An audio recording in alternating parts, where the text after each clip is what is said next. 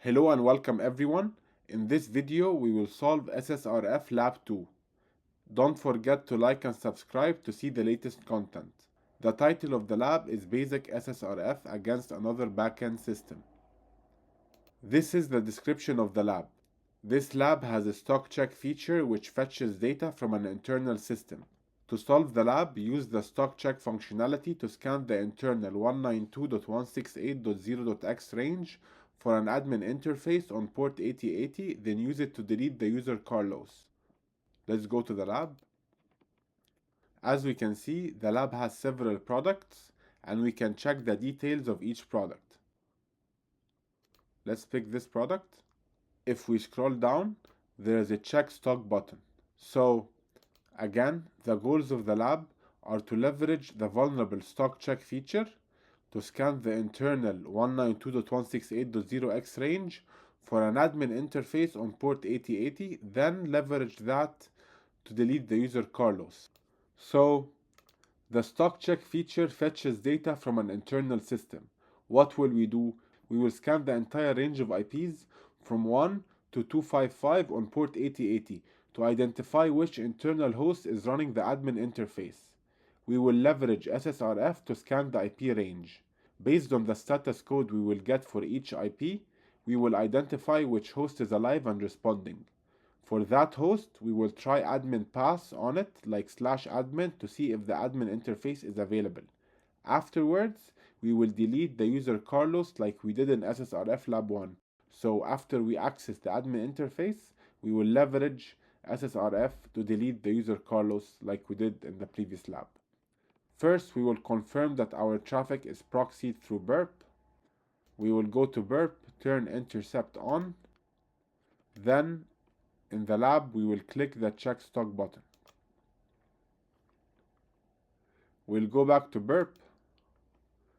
Here, this is the check stock request. We can send it to repeater from here, or from HTTP history, we can get the same request and send it to repeater. I'll send it from intercept, then turn intercept off. In repeater, if we scroll down, we'll see the value of the stock API. Right click, convert selection, URL decode.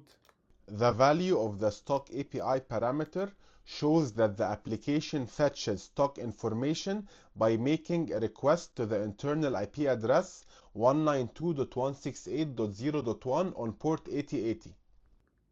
If we remove the path and the query string and try to access the root path, then we click send, we get a 400 bad request. What does this mean?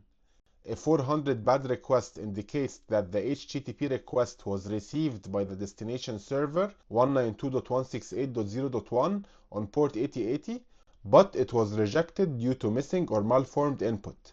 The message missing parameter strongly suggests that the server at 192.168.0.1 at port 8080 expects certain query parameters or headers to be included in the request, like product ID, store ID, etc.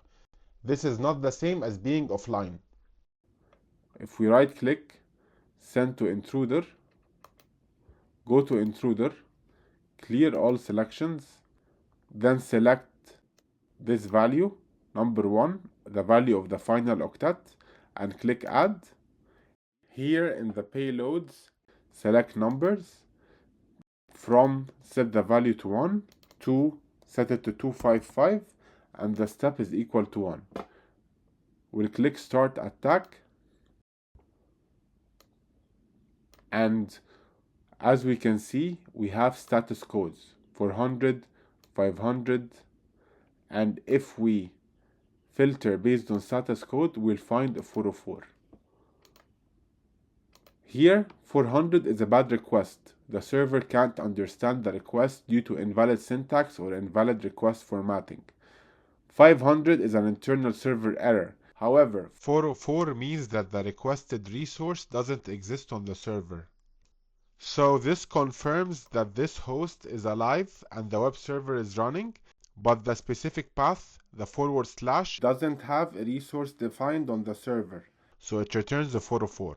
Again, a 404 not found means that the server did receive the request, the host at this IP is up and responding to HTTP on port 8080, but the path root / doesn't serve content. That's a good sign. We've discovered a live host. This is exactly the kind of thing we're looking for in SSRF scanning, a live host that you can explore further. We will right click, send to repeater,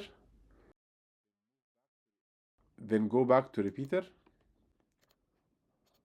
In repeater, we will try to access the admin interface. We will type admin, click send.